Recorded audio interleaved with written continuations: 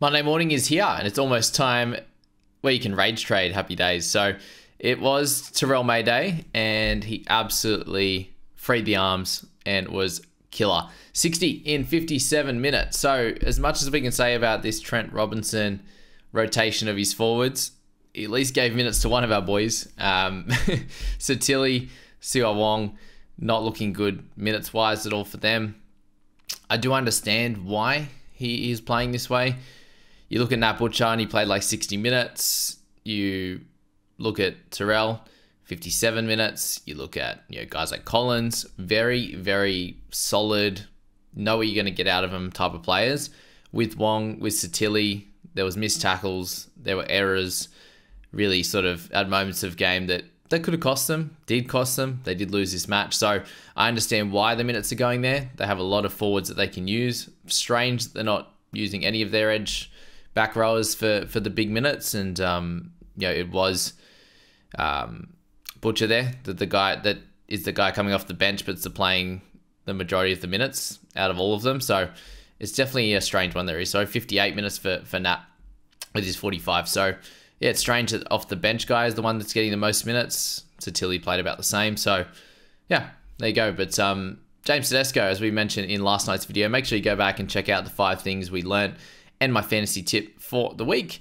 In that one there, it's obviously a little bit more around the NRL side and then one fantasy tip, which is cool. So yeah, appreciate that. Short and sharp, get into it after this one, obviously. Tedesco, 65. So did end up with the try saver as well and a turnover tackle. So an extra 9 on that front.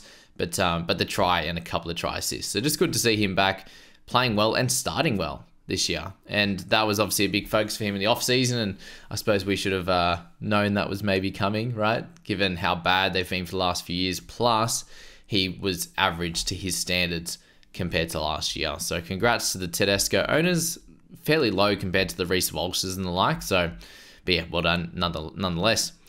Terrell goes 60, so 57 minutes for him. He did start the game, played the full first half. We're getting into Payne Haas minutes territory here, where he, this one, it was a bit different given he played the first 50, then came on for the last 7. I suppose if he was going to be playing anywhere around that 60 odd minute mark, then that would be the case. He'd come on about 15 to go, exactly like Payne Haas will do in certain games. But in this one, had the rare error trying to get it, trying to pass one away, which went to ground and got stolen there for the error in that one, and then just one missed tackle trying to, who was it, Brooks or someone cut through the line? Yeah, I think it was Brooks there on the right hand side, and he's diving, trying to hang on by the shorts. So that's kind of the only time you ever seeing him miss tackles in these games, for sure. But 37 made, 4 tackle breaks there, just bumping a few blokes off. A couple of offloads in there, 111 meters. So in other games, he will have more run meters. It just was a bit of an odd one where sort of a lot of the time where he was on the park, especially early on in the game, the Eagles had the ball. So that will come, offloads will come a little bit more and tackle breaks as well. So super excited by the minutes. That's exactly what we were wanting in this one. And we get another big price rise. It'll be in the 40s for Terrell. He's my saving grace yesterday in this game, given it was a fairly low-scoring fantasy game outside of him, Tedesco, Kola, Olakau'atu. Most of the scores were a bit lower than what we might have been expecting for certain players, and so Terrell definitely saved a lot of my week, and that was the hope anyway. We'll do a little bit of a check as to how my trades went each and every week based on the points that they accumulated, and obviously the money made or lost as well. So we'll jump into that once the game's updated and we're allowed to get in and make trades and see where things shaked out based on the money made and lost, our team value and the like. But obviously the trades used as well. We have to factor that in that one as well. But Terrell, great buy for everyone that jumped on. Super excited for all of you guys that did. I imagine we will get a lot of people trying to jump on next week. Maybe Lukey to him could be the play. If they have enough money, they can go down to one of the other cheapies in a Vinifuaki or a Galvin or something like that. Anyway, moving along. Kola, 57. He's being used much more efficiently this year, which is good. So last game was a little bit, but didn't get the spoils. And then this game, he did get the couple of line breaks, the try assist and the try. So awesome for any of the Kola owners out there. There are 8% of you. I hope you didn't trade him out last week, but I understand if you did. just knowing, what he's like as a centre usually. But they used him well, and Brooks is playing really, really good footy. Olukwatu had a bit of a strange one there. I'm trying to work out what the maneuver was they were doing there. It was almost like he had like a dislocated knee, and they were trying to put it back in together. But then he kept playing, kept trying to go back and play before coming off. But it seemed like it was calf cramping and mixture of other things. They were massaging the calf. I'm not sure. Not going to play physio on that one, but it was interesting to watch them trying to like drive his quad or his right at the top of his knee back. But Olukwatu had that try there that was disallowed as well. Shout out to Matty, who had him for the last leg of his multi, and everyone thought it was sweet. And then like 3 minutes later, like, oh, no try. Sad. If you're watching this, love you. 54. Still 54. Would have been like 70. So he's an absolute beast, and he's so hard to tackle. And sometimes if they see a matchup they like, they just keep going back to the well, keep going back to Homole, and doing a great job. Paseka, he was one of the best games that I've seen him play. 49 and 57 minutes there. The running there, 190. The post-contact meters were massive. Somehow didn't get an offload, got one offload, but didn't get a tackle break out of that, which is crazy. But yeah, that was how it was. Nat Butcher, 45, I said, he's like the meat and potatoes guy, hardly getting any runs, and a lot of, basically their edges don't. It's the outside backs and a few of their middles that are basically doing a lot of the work, and these guys are shoring up the edges defensively. So that's that. He'll lose some cash again at 45. Something's going to happen at one point with these edges, you imagine, and someone in these edges, the 3 or 4 of them, are going to get an opportunity. Tom Trbojevic, this was a strange game for him, let's say that. The offloads were absolutely picking up his score. He had 2 runs. He basically got out of dummy half on one of them. Just stood there for a bit, was getting tackled and then offloaded. That was a fun one. And then I think one after, just a very easy offload as well. So he was on like 9 points from, I think he had 2 meters and 9 points. So it was a strange start to the game. But and then at the end there, he had a penalty, couple of errors, kind of just butchered his score. Like for the amount of work that he put in at 223, 4 offloads, 6 tackle breaks, no attacking stats. Like I ended up captaining him in Supercoach, which hurt. It was him or Ponga in the end after looping or vice captaining Hines. So Trbojevic ended up scoring better than Ponga, but it's just sad having both, to be honest with you. Who would thought that in the first 2 games, like Trbojevic would have a little bit of attacking stats, Ponga would have like no attacking stats in 2 games, and Trbojevic would have none in this game. So 3 out of 4 for the 2 players, 2 of our best in the game, to get nothing. And it's very similar to that of like Cleary and Hines at the moment. Both aren't getting the attacking stats that we're used to seeing from them. And that's something that we noted a few weeks ago, was that the scores from fullback, from half, they do tend to increase as the season goes along, and the middle forwards more so than, and the hookers more so than the edges are the ones that get a lot of the points early. So we'll see how that trend continues into this year. But yeah, 45 for him. Lucky in the end myself that I not picking him up didn't hurt me. I wanted to go him over Taylor May. That would have been the goal. Would have there to be 11 points and what, $30 more $1,000 and no duel. So not too bad in the end, obviously, but still scary each and every week, especially when he was 30 odd coming into half time. Radley, full 80 minutes again. Not sure if that is needed, but he's obviously playing really well. So I do understand that, but surely he's a candidate for a rest with the amount of forwards they have that can break open a game. I'm not sure if Radley's going to be breaking open a game anytime soon, but in this scenario, I think they needed that at the end. They just didn't have much punch. They brought on Wong and he dropped a couple of balls, and then obviously created some things, but dropped a few at the same time. Dom Young, 43. Man, that was a fun try. Going the length of the field there. Garrick, as soon as it happened, as soon as the error happened down that side, you see Garrick just get on the bike at the diagonal, and Dom Young just, like, Garrick's pretty quick, and Dom Young just showed he's a little bit quicker, and then Garrick got there but couldn't get him down, unfortunately, on that one. But yeah, awesome effort on that. Cherry Evans, 39, guys. So 46 is the average over the 2 weeks. He'll go down about another 20, at least 25 potentially in this one, after getting in the 53 last week. So yeah, 20 odd I'd say in this one. And yeah, one field goal. No attacking stats at that. Kicking the ball a little bit less than what he's used to. Running the footy usually into the hundreds. Few errors in there, and I just suppose with Brooks showing what he can do, going out there doing good things, then it's a little bit of an issue. But again, someone that we want to monitor, and if we can get him anywhere near the 700k mark, he's the guy that we'll want in our sides. Hopefully in sort of a month. We need to keep an eye out on like Mitch Moses as well.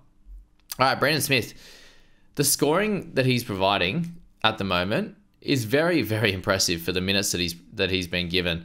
Because 54 minutes last week, 45 minutes this week for two scores of 47 and 39. He is not missing tackles. So 26 for none, kicking out a dummy half, running the footy, 4 tackle breaks of that. He looks stronger. He looks better than last year, but I'm not sure that 45 minutes for him was the play in this game when he can create things. And you've got Sandon Smith, who's a very solid player, but he's not the greatest by any stretch. And for him to, like Brandon, to have 40 minutes on the bench, minimum 45, 50 if you're including half time.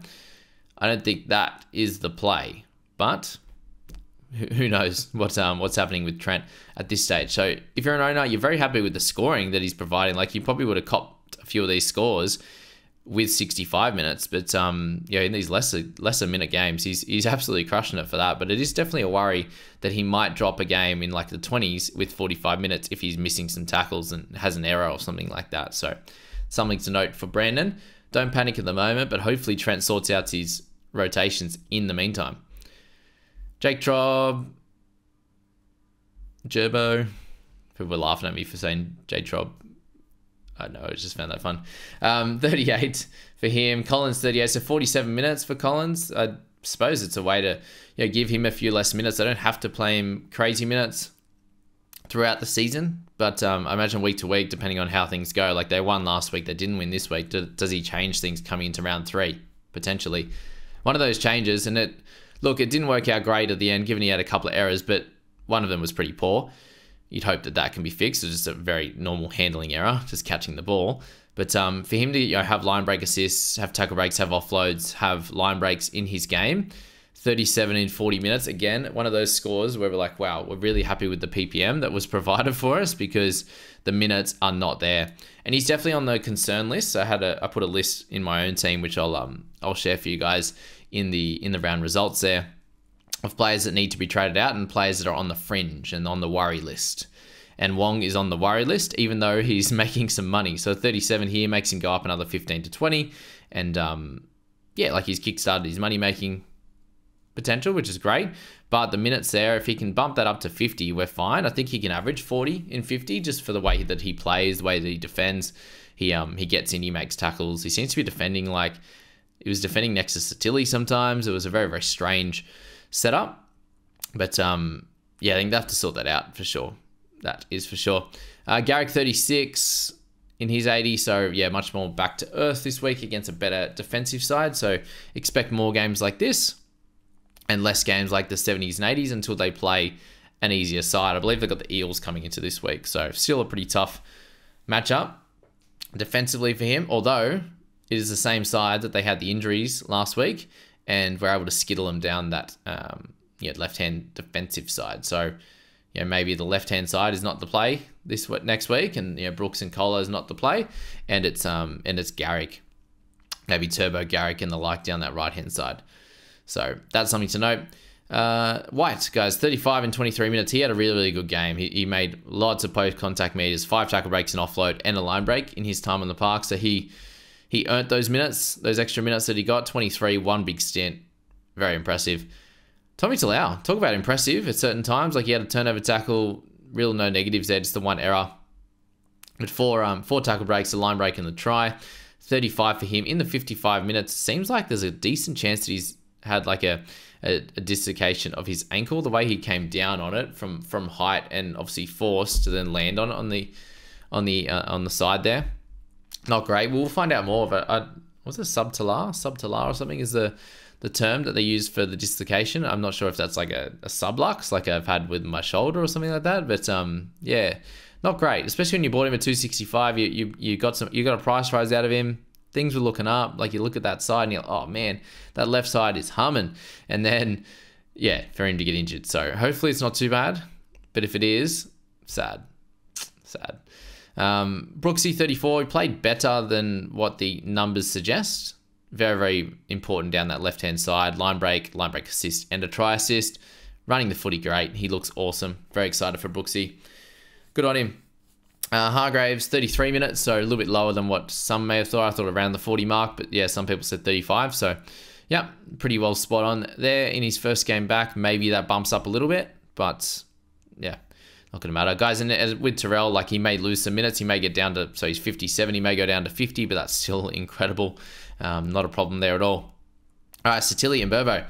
So Satilli, guys, 62 minutes for him. 31 is the score, and that had a lovely try assist in there. So, as I was saying last week, I was a little bit concerned about the amount of points that he can get. Given he has a couple of missed tackles in his game, they weren't using him in attack, and that was the same in this game. He had a couple of good runs in there, but still 32 run meters is not good enough. He got pinged with 3 penalties, which really hurt them, and 2 missed tackles. So he's one of those guys, I'm not sure how much they can rely on him. He missed tackles in important situations as well. Yes, it was only 2, but he missed them at important times. So that's something to note as well. I'm not sure how they're going to sort out these edges. But I suppose, yeah, it's just trying to get into the mind of Trent. It's probably not worth trying. But yeah, 31 for him after the 22 last week. No price rises on this. Yeah, that was just the worry, the running meters. And I imagine you guys are worried now about the minutes and the running meters. I ended up keeping him in the head-to-head side. Mistake. But whatever. I thought we can give him another crack because I did have some belief that he could be that guy, and he did look great earlier on in the game, and it just really fell away as he got tired from about that 30-minute mark. He was sort of 20 odd in the 30 minutes, and then 10 max in 30 minutes there. Wasn't great, and I'm worried about it. And we'll see what we have to do next week. Maybe we can't even sell him next week because of the other fires that we may have in our side, but we'll find out. And hopefully he's still starting. For those that do own. Benchabojevic, so 30, ended up getting downdated 5 overnight, which sucked. But he had a line break assist, try assist as well. He played center for a decent portion of the game, about 30 minutes or so. And probably more. Yeah, probably 40 because, no, it would have been 20. It would have been that 35 or 25 or whatever because, Talau went off with a head knock and then came back on and then injured at the end of the game. So yeah, just had 25 minutes. Anyway, 21 tackles, 5 misses. So not great as an edge back rower, and we hope that this improves. But again, next week you're up against the Cartwright and Penasini edge, which I think is difficult to score on as well. But we'll pop him in there. Depends if you got a situation like if you got a Seb Cruz situation, then maybe you can loop him against that tough matchup next week. Play Strange? No. We'll have to see what happens with Strange against some of the lesser sides. But yeah, that's Burbo. We're not worried about him overall. But, 30 was still taken in a game where he missed 5 tackles.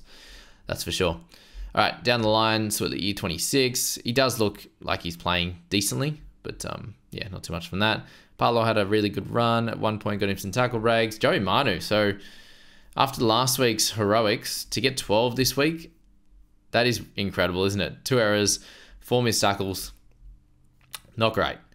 And I don't understand how they kept Sandon Smith on for so long when he had 4 missed tackles and 2 penalties. Didn't run the footy. Yes, 1 line break assist, but didn't look like he helped them that much to play that many minutes. Like a 20-minute stint. Give Brandon a rest. Get him back on. Yep. Sam Walker, 16 as well, so keep an eye out on his price drops, unfortunately. So 1 goal in this. 2 penalties again. Like the amount of penalties that they were giving away.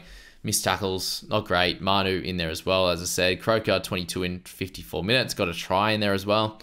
Nathan Brown, 29 in 37. So his minutes dropped this week. Paseka's minutes went up. So he played really, really well. As I say, keep an eye on Manu, keep an eye on Walker over the next few weeks and see what scores they end up with.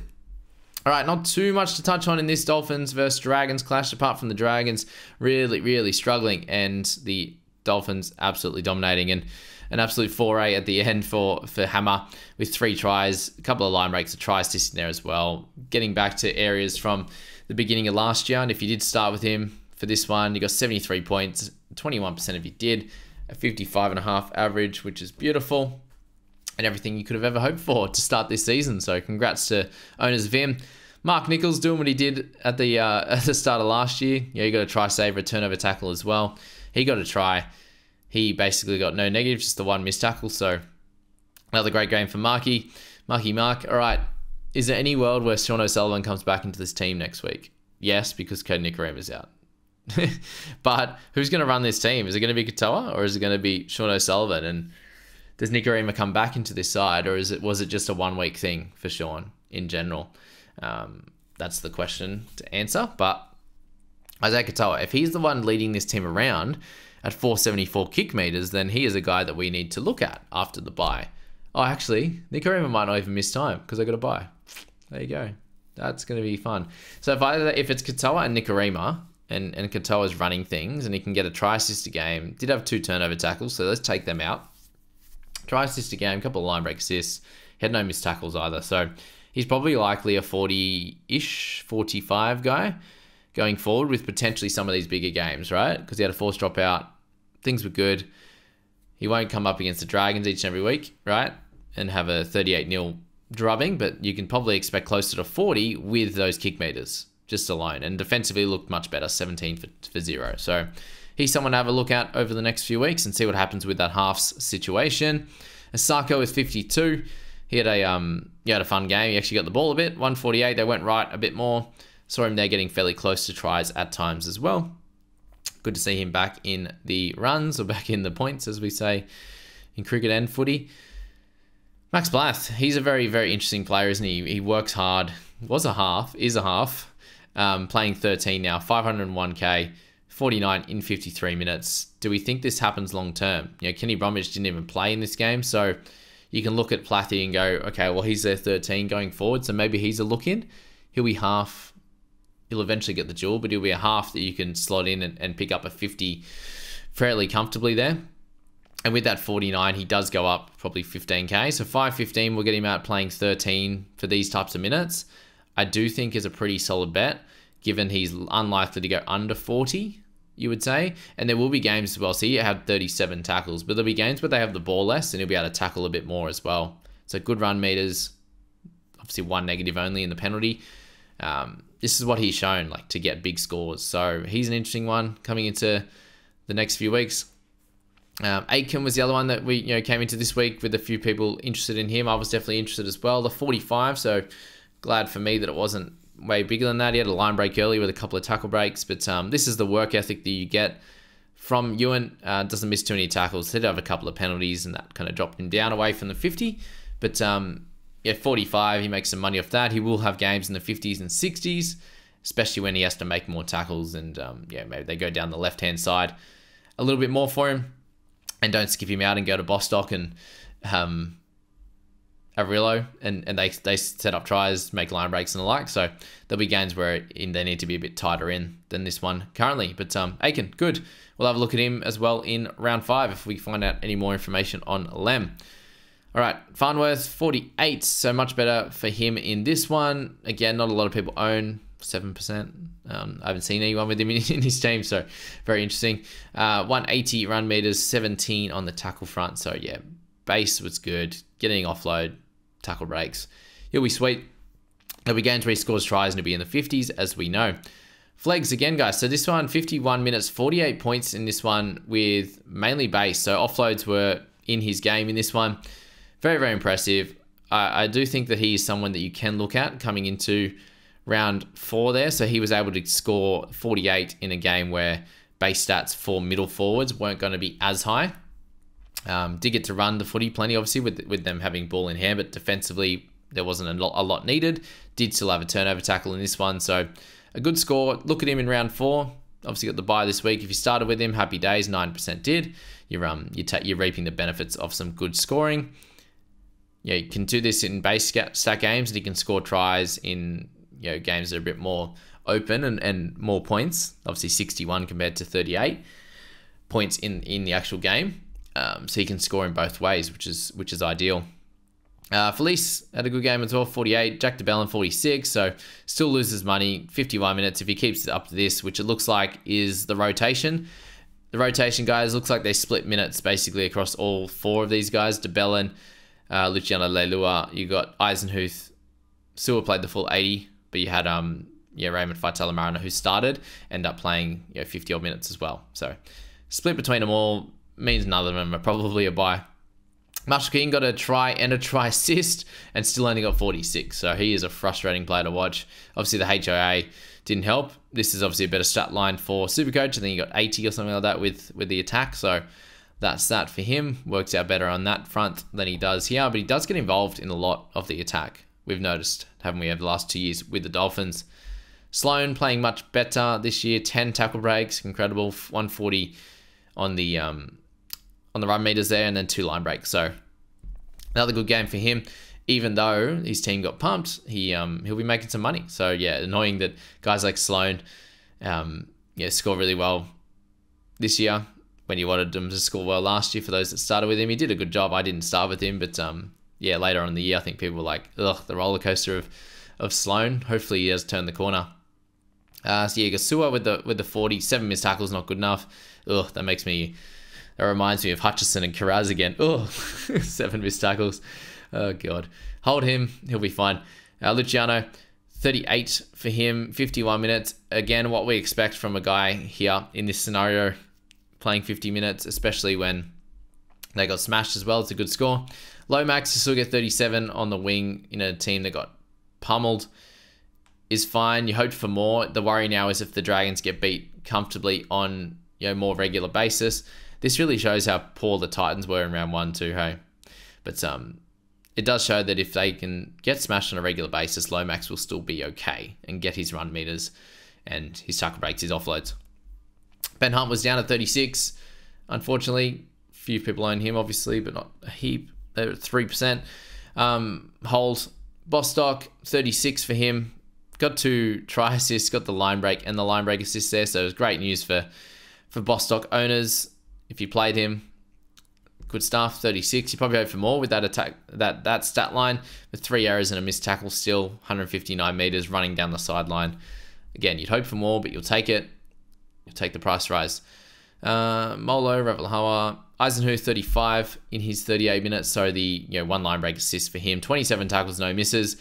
Points per minute's great. So he mainly just tackled. He had 1 offload and 18 meters gained with a kick defusal. Good on him. But PPM's there. It's just the minutes now. Doesn't look like he'll get it. He did play through the middle. If that's the case, we have to avoid, sadly. For those that did grab him, I did see a few. Unfortunately, I think this is where he's going to be at. If he can keep up the PPM, that's it. Little, he's a worry. He is the worry. This is what we get from Little. It's volatile. It's 60s. It's 58s. It's 57s. It's 50 in 50 minutes. And then it's 33. And this is what you need to, if you own him, you need to expect. Didn't even get to run the footy. So in a game like this where he was just tackling, this is not what you want. Like, he can tackle, he will miss a few. And if that's the case, he's not scoring very many points.